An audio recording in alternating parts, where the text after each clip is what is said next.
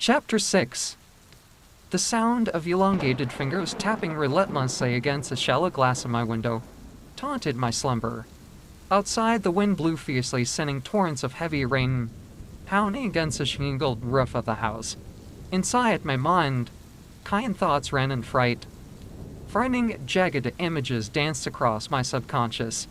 Hypnotic, sudden muscle jerks kept me from capturing any semblance of pleasant sleep.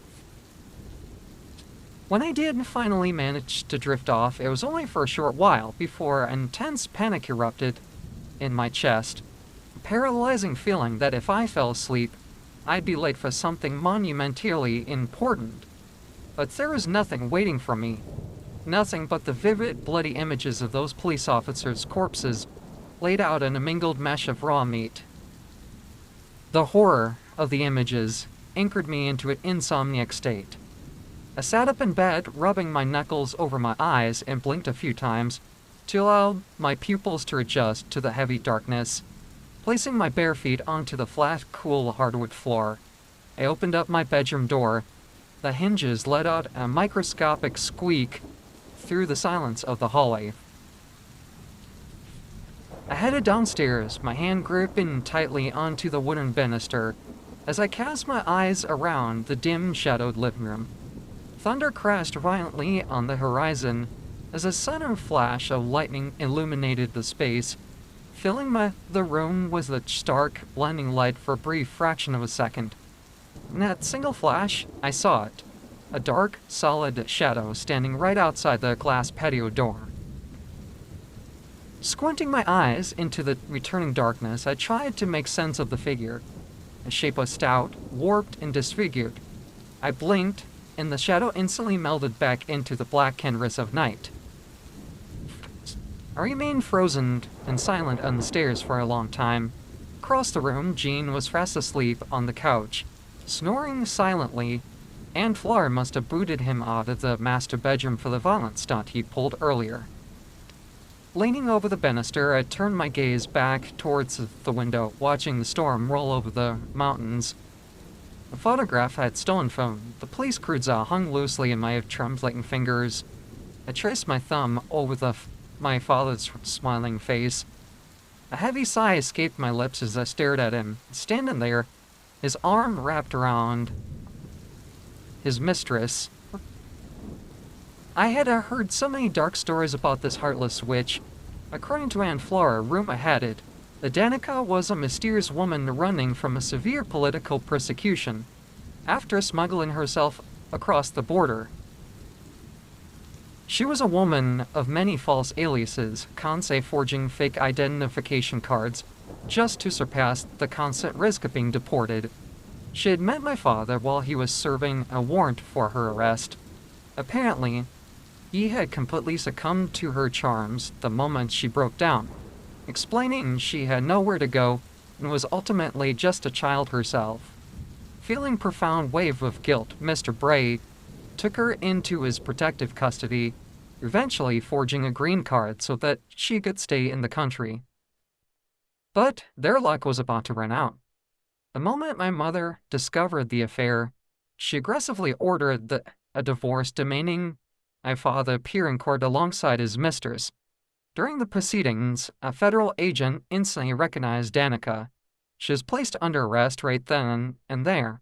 She tried to scream to the court that she was pregnant, but no one seemed to buy her excuse until she lifted her shirt to show she was in fact carrying a child. The court ruled that she placed under a strict house arrest until she delivered the baby. But the moment the child was born, Danica was swiftly deported back to Russia, where rumors claimed that she was killed upon arrival. Not knowing what to do with the newborn infant,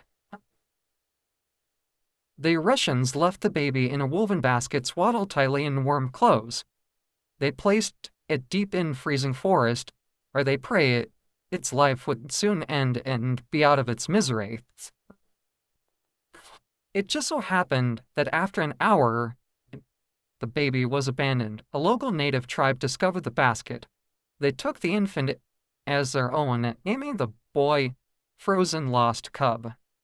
To this day, a massive web of answers remain unsolved, as to whether the legend was actually true or just small-town lore.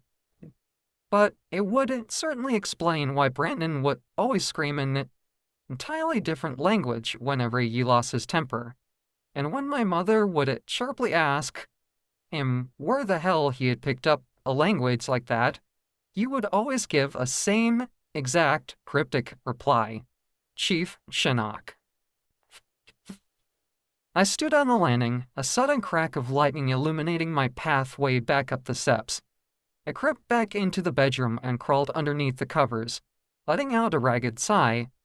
As the thunder continued to rumble and the rain tapped rhythmically against the glass, I finally managed to fall into a deep sleep for a few hours. I was awoken abruptly by a freezing draft of air wafting across my face. I opened my eyes, slowly looking around the dark room. The window shutters were flailing violently in the howling wind. Pushing myself out of bed, I made my way over to close them, a cold flowing feeling like pure ice against my bare feet. Pools of rainwater had already formed on the sills from the drenched storm window. I reached out and pulled the window shut, but my hands froze. Down below, a dark shadow was moving with fluid precision along the edge of the woods. I stared into the darkness, a sudden spark of adrenaline erasing my grogginess. Slowly, I scaled out of the room, slipping through the window frame, shimming my way down the wooden trellis on the side of the house, my fingers gripping the wet wood before dropping silently into the mud. Hunching low, I began trudging my way through the pouring rain, heading straight into the pitch-black backyard towards the timber. The damp grass sloshed under my bare feet as I headed blindly towards the forest clearing. I stopped a few short feet from the dark tree line and looked around. I wasn't entirely sure what I was looking for, but suddenly those deep golden eyes piercing straight through the thickets. I took a step forward, my movement slow but cautious, as the eyes watched me with unwavering intensity. I took another step, but the moment I breached the edge of the woods, the golden eyes retreated back into the deep shadows of the forest. Before I could follow them, a firm hand violently grasped my shoulder. I spun around, startled, and was surprised to see my Aunt Flora standing behind me. She was soaking wet, her pink nightgown clinging to her frame in the downpour, gazing at me with intense concern. I looked at her for a silent moment before turning my head back towards the forest, scanning the thicket brush to see if I could catch one last glimpse of those yellow orbs. Thomas, She asked softly, her voice barely carrying over the sound of the rain. My only response was a slow, incoherent murmur. She spoke my name again, her grip softening. I finally turned, walking past her towards the safety of the house. As I made my way to the back door, a violent icy shiver rippled down my spine. I could feel those cold, wild eyes watching my every move from the darkness. I sighed softly to myself, shaking the rainwater out of my eyes before stepping inside.